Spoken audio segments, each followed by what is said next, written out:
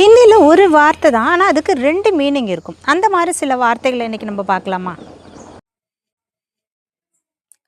ரஸ் juice, சாறு, interest ஆர்வம், பால் child குழந்தை, ஹேர் முடி, பத்ர லெட்டர் கடிதம், லீஃப் இலை, ஹார் டிஃபீட் தோல்வி, நெக்லஸ் மாலை, மகர் பட் ஆனால், crocodile முதலை, ஆம் மேங்கோ மாம்பழம், காமன் சாதாரண, கல் டுமாரோ நாளை, எஸ்டர்டே நேற்று, பல் ஃப்ரூட் பழம், ரிசல்ட் பலன், கலம் பென் பேனா, ஃபெதர் இறகு, தால் பாண்ட் குளம், ரிதம் தாளம்.